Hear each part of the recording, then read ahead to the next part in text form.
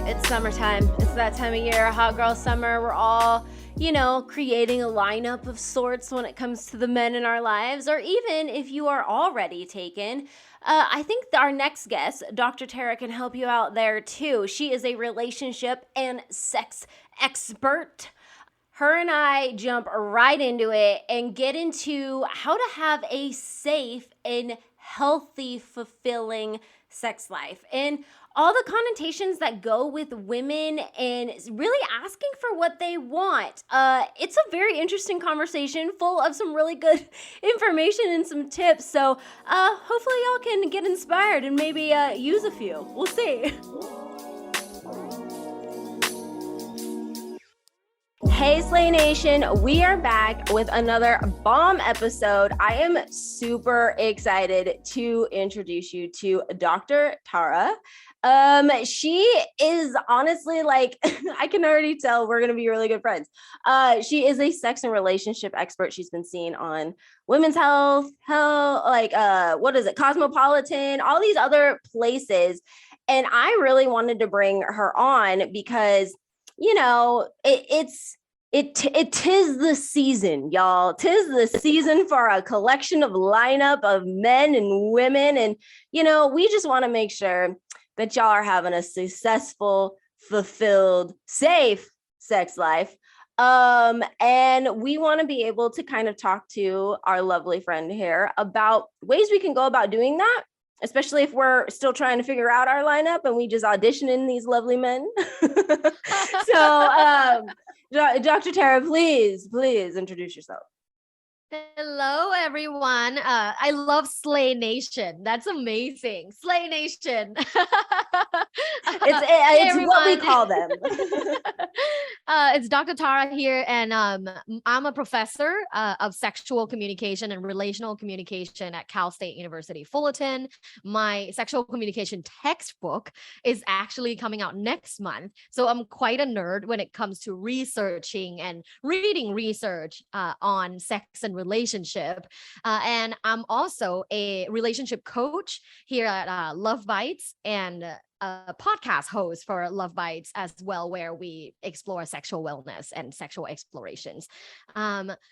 My goal with, when I coach people when it comes to like sex and relationship is whatever that makes you happy. Whatever that makes you happy. I'm not like a traditional therapist that's like, oh, like, let's get you this, like, let's get you, a monogamous boyfriend. Let's get you married. Let's make sure you're mentally stable to have kids. Like, I personally go with whatever your goal is. If your goal is like, listen, the next 2 to 3 years, I'm building my business. I do want like a somewhat stable friends with benefit, with a good friendship and a good relationship with them, but not necessarily trying to like, get married or have kids anytime soon. How can I go about like doing that? Then I coach you through different steps to get to the goal that makes you happy. So that's why when you were like, let's talk about this like summer, like hot girl summer, and like, are we lining up our dick appointments, or are we exploring one person, or are we exploring a couple of different people? Like, what are we doing? Whatever it is that you want to do, as long as it makes you happy, you go, girl. Like, you do you, right? Oh my goodness.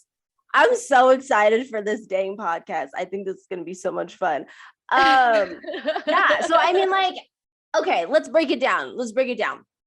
What exactly we're looking for. So let's talk to the women who are auditioning these men for a lineup to see if maybe during cuffing season, one of these people actually makes it, right? One of these people actually makes it. And there's a little, can you tell there's like a hint of sarcasm in my voice? I'm like, you okay, Heather? I mean, like, it's rough out here in these streets. Oh, dating is tough. Especially when you're like in your late 20s, early 30s, or in your 30s as like a successful, like go-getter woman, is actually hard. I have a lot of clients in this demographics, and actually all my friends are in this demographics. Oh my goodness. Okay, speak to that. Yeah. I can see how dating brings like a lot of exhaustion and disappointment in particularly this demographics, because you know what, we're not in our early 20s anymore. We're not just going to go with like, oh, this person's so attractive, like let's date, let's, and then I'll try everything, like I'll drive all the way to you all the time to do this, or I'll like pay for your dinner multiple times, or like I'll help you move, right? And I'm saying all of this shit because I did it when I was in my early 20s. Girl, same. Yeah, literally, because I feel like I was always slightly more mature than like my boyfriends. So like I had a boyfriend where I drove him around, like and then like just losing all my time developing myself. Right. Mhm. But then approaching my late 20s, I'm like, fuck that. I'm not doing that. I'm focusing on myself. I'm growing. I'm flourishing. I'm a happy, successful woman. But then that's like every woman that I know in my life is like that. And now what? Now And that now like, what? I'm 34. Like now what? Right. Yeah. I mean, I feel really lucky because I met my fiance on the plane. So I can't be like talking shit about online dating because I didn't even like find him online dating. I accidentally sat next to him on the plane. But I do have a lot of clients and I do have experience when it comes to online dating, which is the premier place where people meet nowadays, right? Are you on dating apps? Okay, so a little quick background. I know Slay Nation, if you've been listening for a while, you kind of already know the answer to all of this. You kind of already know the answer to all of this. So I it was like super into relationships, and I was in like a really long-term relationship, took a year or two off, in another 2 years relationship, took a year off, in another 2-year relationship, right?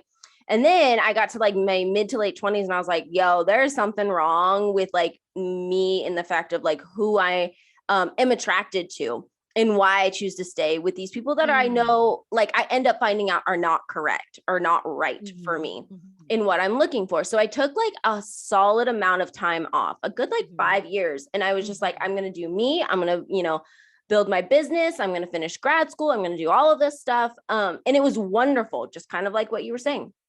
And so I had never tried dating apps until I moved to LA, which was about a year ago, right? Because I was always out and about. I never really saw the need for them. But when you move to a new place and it was after the pandemic and like, it's weird.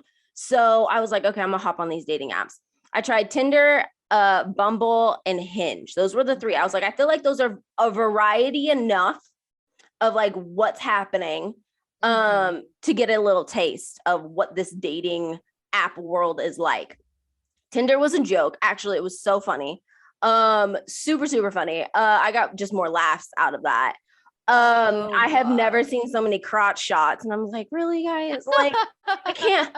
I mean, like, your face has to be pretty too. I mean, no, I'm not like that at all. But and then I tried Bumble. Bumble was cool, like, but it was not as like user friendly, and it wasn't like I liked the equal playing field of like men and women being able to like talk to each other, whether like on Bumble, it's like mostly like women just reaching out and making that first move and blah, blah, blah, which is fine. There's nothing wrong with that. But I like founded by a woman. Yeah.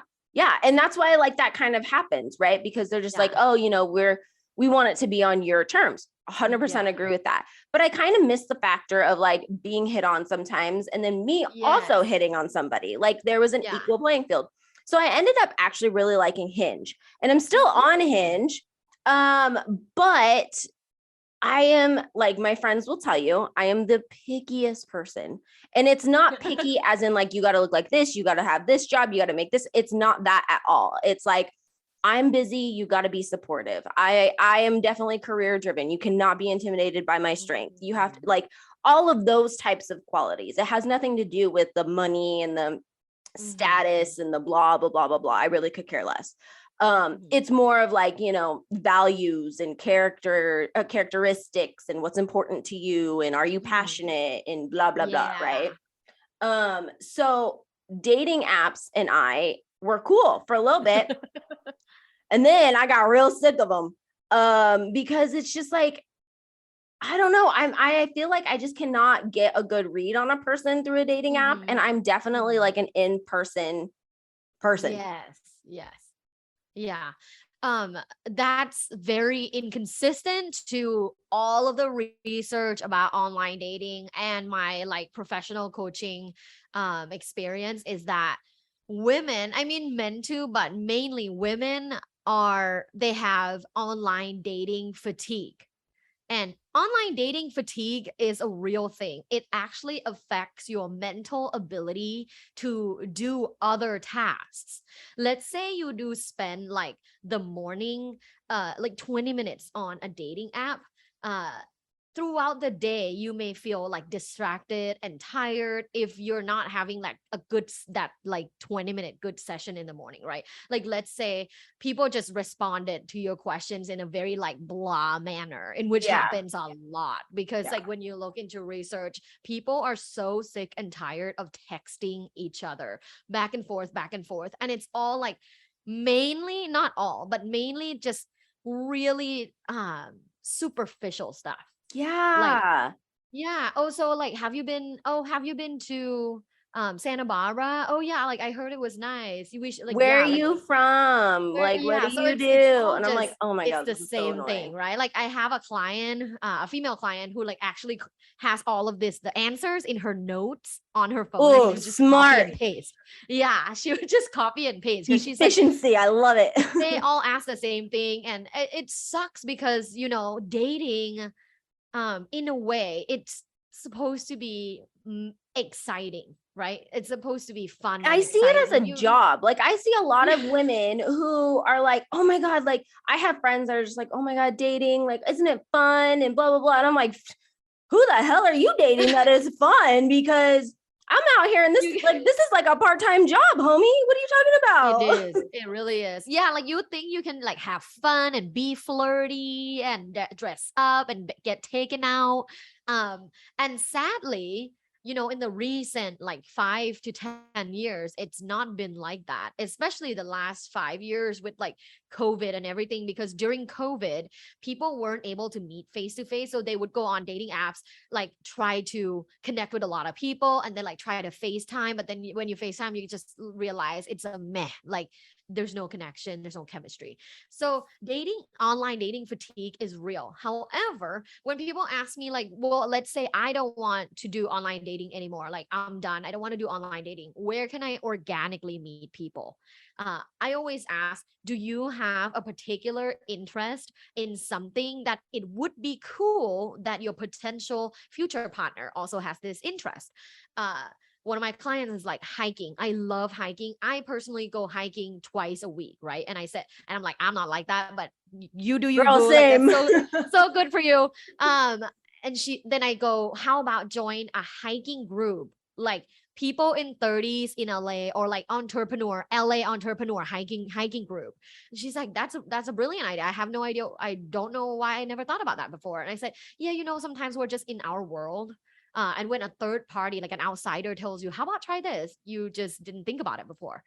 So she did. She tried going on those. Like, obviously, the first time she made a couple of friends, like nothing. And then she just kept going. And I think the third time she met someone that she felt like very interesting and engaging, a little introverted, but she liked that.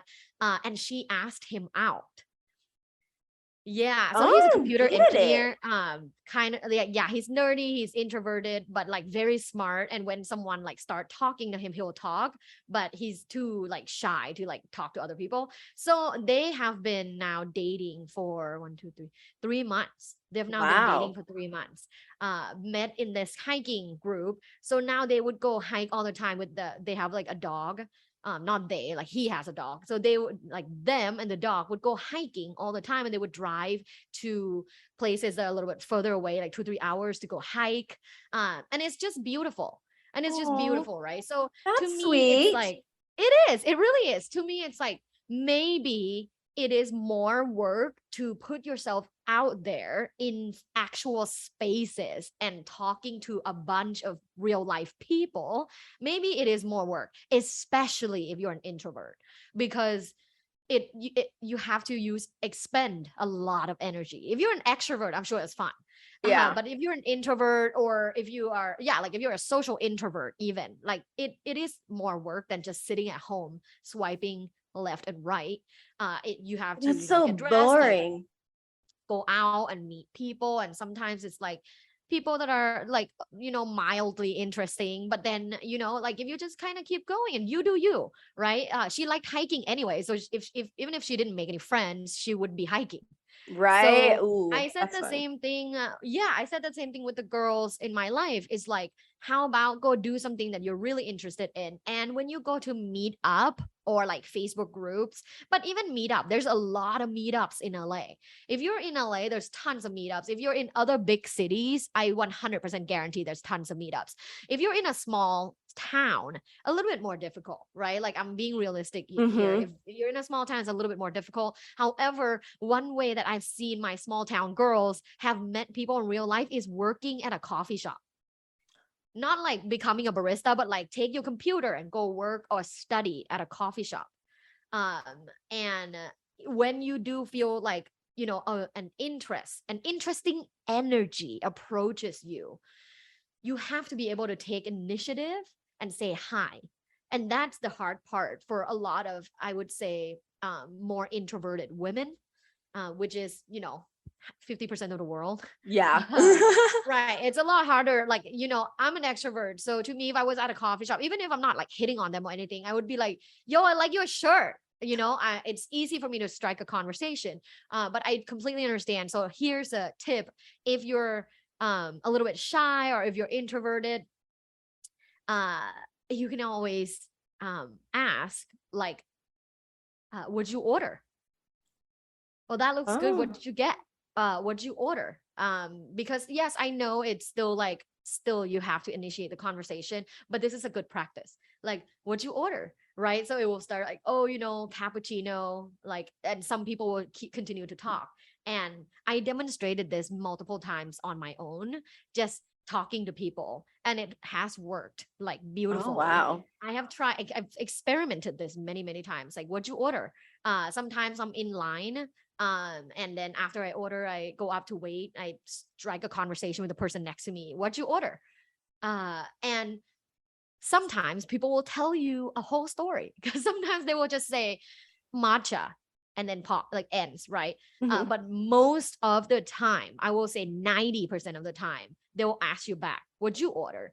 Or they will tell you a story. For example, oh, I ordered a matcha, quit drinking coffee 2 years ago. I feel like I'm becoming too addicted to coffee. And then you can kind of, you know, bounce a conversation Go off from of that. there. Yeah, you can Yeah. go from there.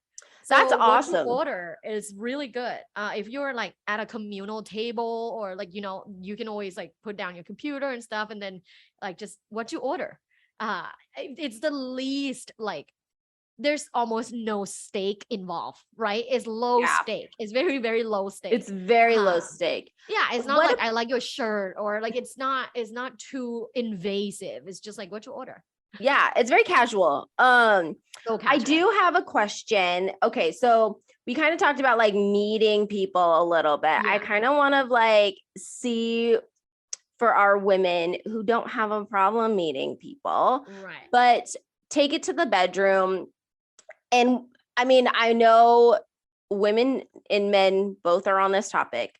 It's a little awkward the first time or the Mhm. second time.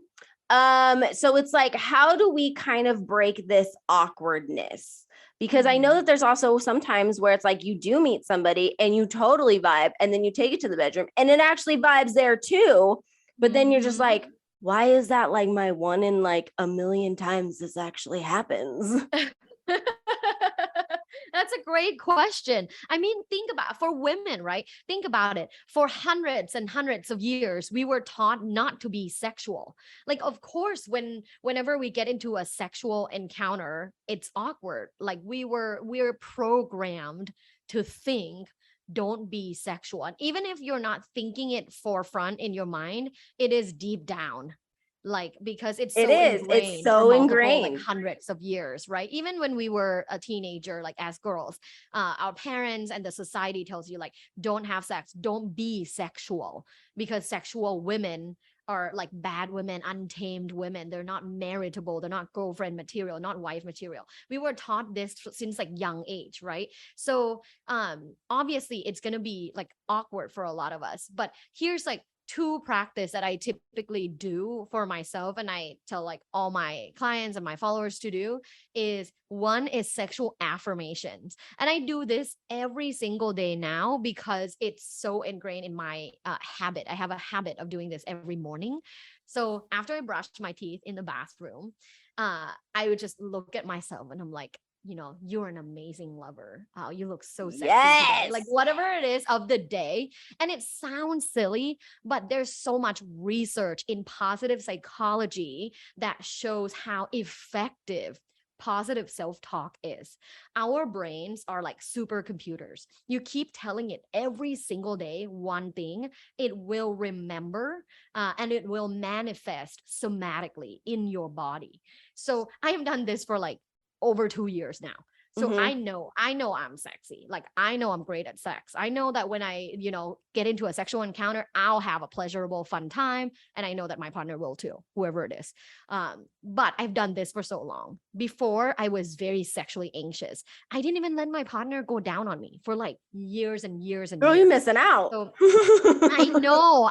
Now that I'm allowing my partner anytime, like to go down on me, I'm realizing that the anxious girl that I was not serving me well. And I think this is a place where all women can realize that sexual anxiety is normal, but it's not serving us. So we Mm. have to work on getting out of it, right? We have to work on getting out of sexual anxiety and really flourish sexually. How can we tell ourselves enough times until we really believe that we are sexy, that we are sexual beings, that we are great lovers?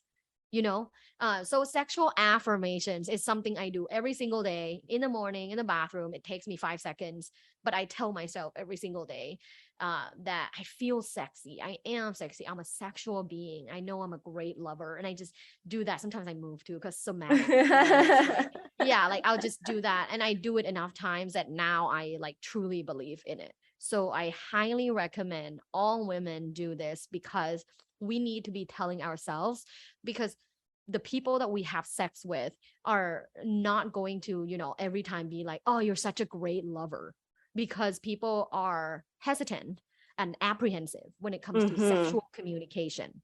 And I've done lots of sexual communication research to know that people don't sexually communicate. And as much as maybe you enjoy the experience, you're not going to tell that person like, you were so good at this ABC, or like, I love it when you looked at me like that, or like, that was an amazing experience. Like, people don't say that um as often as they should. So Yeah. you really should tell yourself that you're a great lover before relying on external validation.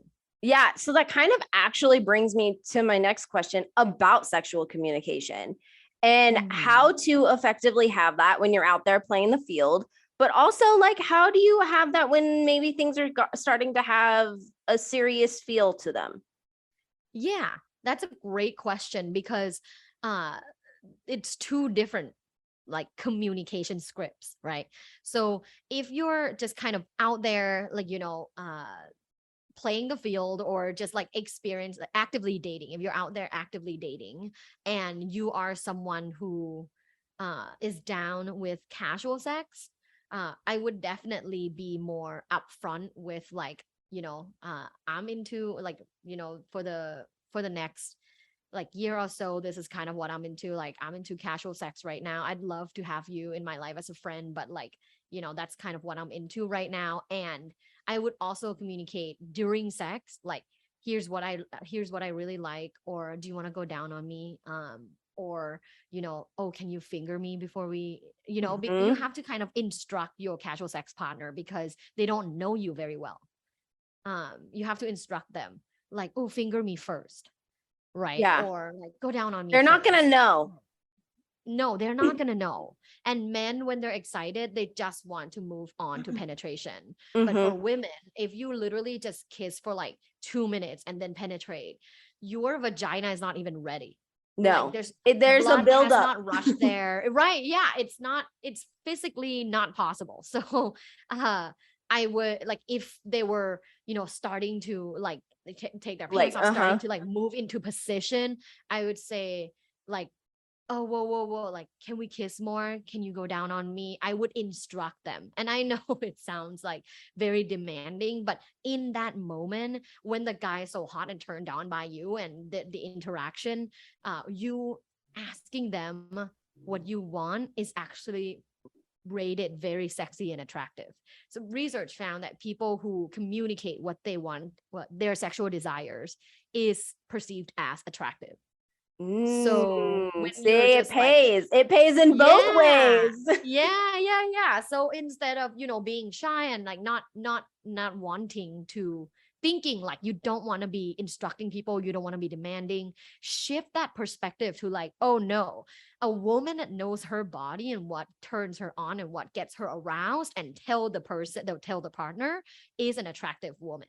Right. So Mm-hmm. maybe shift the mindset to like, it's okay, and just start slow. Like maybe know what you like. Like, let's say I'm a finger kind of girl. Mm-hmm. So I usually ask my sexual partner, can you finger me first? Mm-hmm. Yeah. And they're usually, oh yeah, they think it's hot. Right. Because then Yeah. I come through fingering, then Uh-huh. I'm ready for penetration, like the penile There's penetration. steps. There's steps There's to steps. get to certain Yeah. points. And there's steps for everyone. So for some people, they want to be, like one of my clients want to be like kiss and lick on the back of her neck, Mm-hmm. because like kissing and licking, like kind of making out with like her neck and her Mm-hmm. chest, makes her wet, like makes her Mm-hmm. very Ready. sexually aroused. But before we even get here, I have to tell you, a lot of women don't know what they like. Okay. Yes. Yeah. I have been surprised by that, by some of my friends, where I'm like, wait, what? You didn't, girl, okay, all right, let's sit down, let's have a cocktail, let's talk about this. Right. Like, do you like making out with tongue? Like with a lot of tongue? For Yep. example, right? Like a lot of people like don't even know and they can't verbalize it. Like, for example, Heather, do you like making out with tongue? I would say it's like a middle amount of tongue. I've had like too much tongue, and I'm like, okay, we need to slow down. And I'm like, retract all of that. Yeah. Let's make it about 25% of what you're doing. like 50% tongue, right? Yeah. But I'm also like a lip biter. I'm also a lip biter. So, but I mean, I have never had a complaint, I should say, about my kissing technique. I've always been complimented on my kissing technique. So I am a good kisser. Slay, girl. I'm a biter. That's why my page is called Love Bites. It's really personal to me. Oh, that's so cute. I love giving love bites. Like, to me, it's hot seeing a bite on the man's body the next day or later that night that I bit them. Like, to me, it's like my mark of like sick ownership. Right.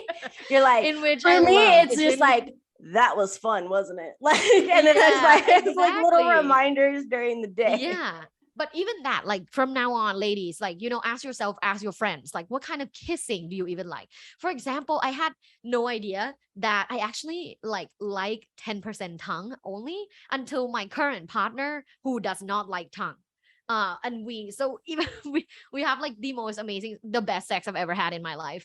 Shout out. Our kissing, being sexually fulfilled is amazing. It is so amazing. And people ask me all the time, like, why are you always so happy? I'm like, because I'm fucked good. Just saying. Just saying. Yeah, that's why it's natural. It's all the oxytocin and serotonin and all the good hormones. But basically, I didn't know that I only like 10% tongue. Like, so in the past, when I've had boyfriends that were like 80-90% tongue, I had no idea that was a turn off until like I'm learning more about myself and I'm journaling the kind of things that I like.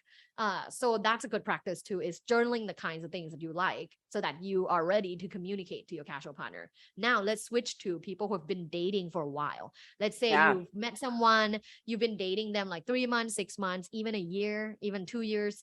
But like early dating is typically conceptualized under 2 years. I would have a sexy check-in like every month, a sexy check-in every month. Every month I would ask my partner, how are you feeling about our sex life right now? Right. Or Okay. from 1 to 10, how are you feeling about our sex life right now? From 1 to 10, right? And sexual wellness, it's very much dependent on things that are going on in our lives at the time. So I want to make sure that we're both generally sexually happy, no matter what kind of stressors and health issues are in at the time. So for example, when I asked my partner back in September last year, I was extremely sick. I was in the hospital for multiple Ooh. days. And afterwards, there's a lot of recovery. So I asked him, like, how are you feeling about our sex life right now? Right. He's rating it about 6.5 out of 10. Makes sense, Yeah, because we're makes not sense. having We're not having sex. it. Right. And usually, like, when we're not having sex, for example, if I have like period or cramps or whatever, then we would like exchange something, right? Like Yeah. he would like finger me or go down on me while I like give him a hand job or a blow Yeah, yeah, job, yeah. right? But during that time I was sick. So it's totally understandable, but it allows him to speak up. It allows him to feel empowered in a relationship to communicate sexually with me. A lot of times I think men are afraid to bring up sex topics because they don't want the women to feel offended by it, Mm, because a lot of women do feel offended by it. That's yes. just facts. Like when they bring up sex, you feel like, what's wrong? What's wrong Yeah. with me? Nothing's Well, wrong the with same you. could be said for men, though. Yes, 100%. And that's why. So on my TikTok, like the misogyny is real, but on my TikTok, I would do like a video, like, the happiest couples. And this is huge research. I mean, like based on 10,000 people sample size. Research found the happiest couples talk about sex, have sexual communication once a week, once a month, whatever, but it's in their relationship repertoire. And I will get a ton of comments from men on TikTok. Oh, if you do her well, you don't need to talk. No, that's Like, false. it's so gross. So gross. Like, yeah, That's I'm so reading false. them, I'm just so I was gross. like, don't even want to I respond. have been in situations where I've had sex and it was horrible. Okay. Exactly. I'm like, Exactly. somebody has not told you what is up, and it and it Exactly. shows. It shows, like, I'll just blow her back out. There's no need to talk, boo. Like, I'm like, so gross. okay. I'm like, Yeah, so I think mental note, no sex with you. no, exactly. I think it's men like this that are tainting like women's dating experiences. Like Oh, men yeah. that are, bad communicators, that are narcissistic, that makes women going out on dates with them feeling like, damn, dating fucking sucks. Right. Um, Right. so I do think asking the sex questions early, even if you've been dating for 2-3 months, like just ask, how are you doing? How are we doing about our sex life? Like, how do you feel? Right.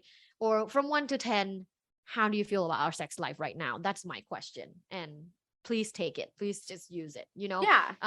How long, however long you've been dating, ask this question. It's so important because it allows the relationship to have that room for sexual communication in the future. Yes, exactly. And here's the thing too, that I kind of want to point out to people is the fact that you don't have to be the woman playing the field to have this conversation. You can have your one or two people that you're talking to, or that one person. If you're a person that like does one person at a time, that's totally fine. You can insert this dialogue into that relationship so that you can see how comfortable people are about talking about it, but also to maybe you yourself or you inspire your partner to be a little bit more comfortable talking about it, because it's clearly not talked about enough. Exactly. And that's an amazing point, Heather. It's not just about that particular like relationship. It's a practice for you, a practice for them. You can get to learn more about them and their perception of talking about sex. You may inspire them to be asking other people in the future or tell their friends like, "Hey, this girl asked me this." Like so interesting. Like, maybe you'll inspire like a ripple of positive sexual communication in your community, like whoever you're related to, you're Exactly. Like, friends with. and you Yeah, remove like the taboo-ness that is then put on that by like years and years and decades upon decades of like, social, cultural, freaking pressures that are put on like women and even on men in some exactly. aspects. And, if you Exactly. kind of just start that open dialogue, I think you're going to see a lot of positive change. You Yes. think, yeah, I mean, I would hope so. Dude, you will I guarantee you will see 100% see the change, because in my last relationship, I did not do this. And in this relationship, the current relationship that I'm in for a few years now, I've been doing this consistently. Oh my God. The amount of communication and open-mindedness and security and connection that we have is mind-blowing. It's insane, because I open up the floor. I was the person started talking about sex and asking him how he feels about sex, because he's introverted and he's not going to be the person that does it, right? So I started doing this because I learned in my research and reading that speaking about sex is very important in a relationship. So I Yes. started speaking about sex like literally like 1 month in, like even when it didn't have sex, I was already talking about sex. But the asking like, how are we doing sexually?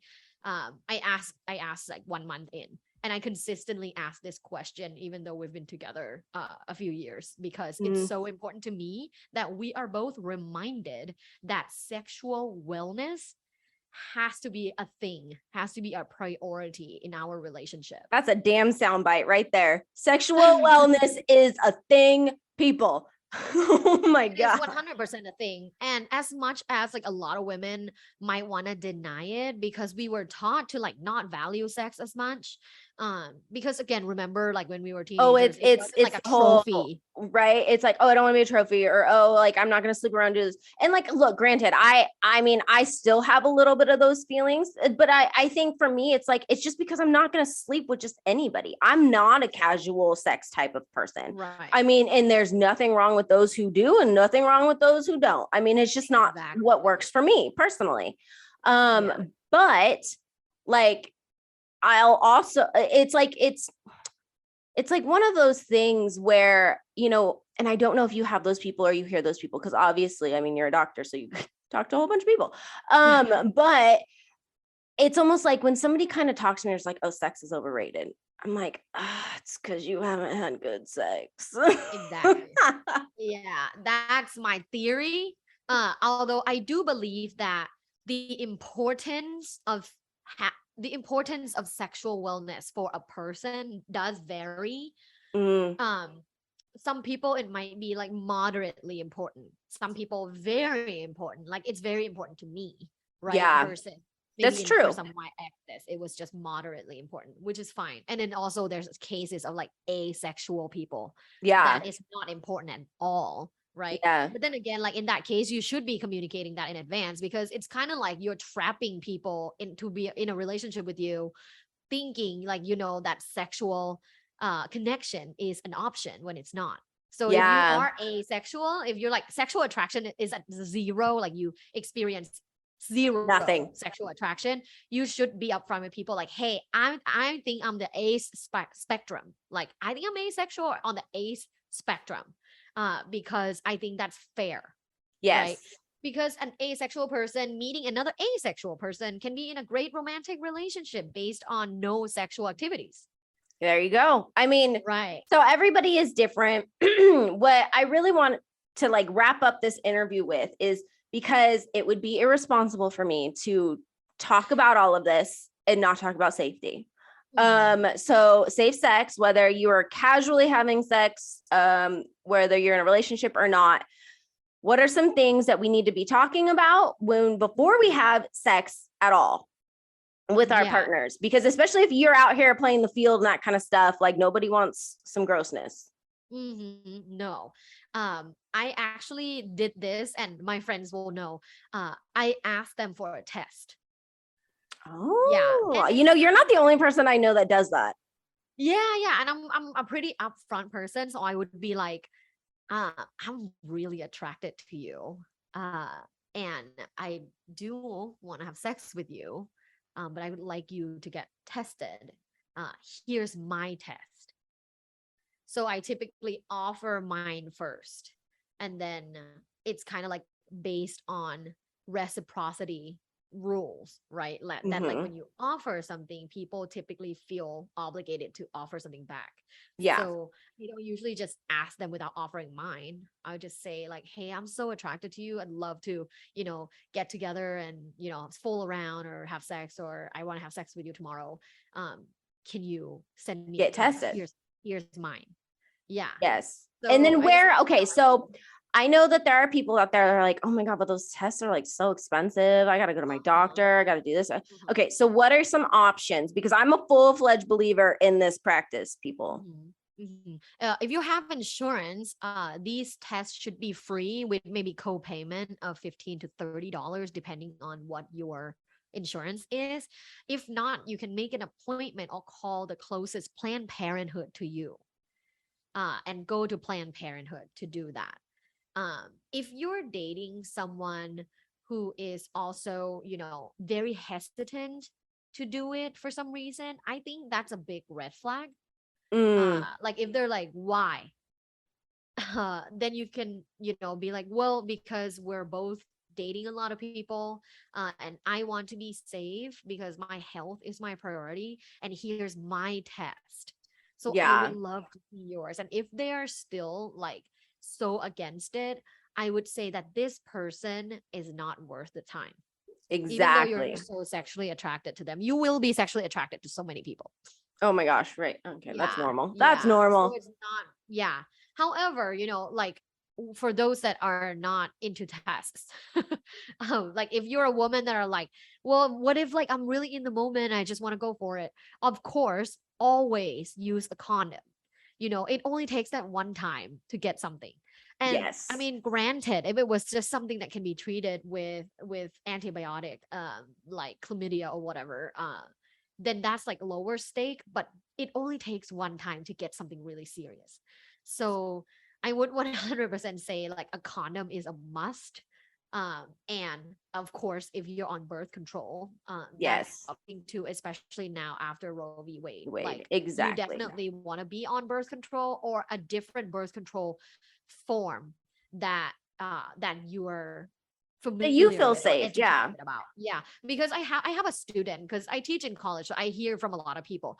I have a student that does her temperature every day to measure her like pregnancy Yeah, viability. what, yeah, like, yeah, or And that's ovulation. Because her. it isn't it like if you are like running a higher temperature, you are probably ovulating or something like that, right? Right. So I'm not educated in the temperature um method of birth control. But there's lots on the internet that you can Google Yes. if you want to like go with that route. I was on a birth control pill. Um so I felt like pretty safe when I was casually having sex with people. Um, and I mean, I'm a like when you were like, I'm not a casual sex kind of person. I'm a casual sex kind of person. So I definitely wanted to be on the pill, to make sure I Yeah. don't get it. Um, Other than that, there's the one in the arm. There's also various different kinds of like medication, because a lot of people tell me it's um what's the word? It fucks them with their hormones. Yes. Yes. I would ask the doctor like, hey, this kind, like I literally had no period for this amount of months, like what's wrong? Or I definitely think that there is one kind that will fit you. Like I found mine on a second try. Like I was on one thing before and I didn't like that. It made me very crampy, and then I got on a different one in which worked well for multiple Yeah. years. So I would try different ones if it made you feel shitty. Yeah. But I always recommend being on the pill because I did, and I feel like it was safe for me. And then Yeah. of course a condom. And don't feel ashamed to be a woman with condoms. Remember Samantha Jones when she went to, what was it, Abu Yes. Dhabi, and like she like opened her bag and the condoms Done fell everywhere. Like, forever. yeah, it's cool to be a woman with condoms. I 'Cause- think honestly, I think it sets a standard. yeah. I'm like, okay, I respect myself enough. Like we may be doing this, but you ain't doing it like with nothing on. Are you kidding me? Like Right, I have enough right. self-respect for myself. No. This is not how Right. this is working. So I mean, those are definitely some avenues. And if you are on the Sochi Slays website, we did do an article about, I think it was like 15 to 20 different types of birth control that are Yes. available to you, but we only know about 5.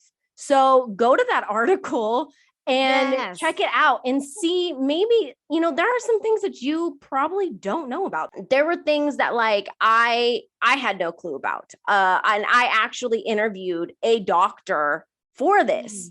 So there's some pretty credible information in there. So definitely go check it out. You can go to the Sochi Slays website, go to the article section. You can type like types of birth control or 15 types of birth control. I think the title was like 15 types of birth control. Why do we only know about 5? Right. I'd love Yeah. to share that on my Instagram. I think that's so valuable. Yeah, no, I would definitely, I'll send it to you. And it's just to let you know that you have options. Yeah. So, just to wrap it up a little bit more, where can people find you, follow you, get in touch with you? Yes. So everyone can find Slay Nation can find me on my website, lovebites.co, LUVBITES.co, lovebites.co, and all my socials and work is on there. Awesome. Well, thank you so much for joining us, Dr. Tara. We have learned was so much. fun. I really think we're going to have you back on. But until that time, thank you so much. I really enjoyed our conversation. And Slay Nation, we will catch you later. Whoop whoop.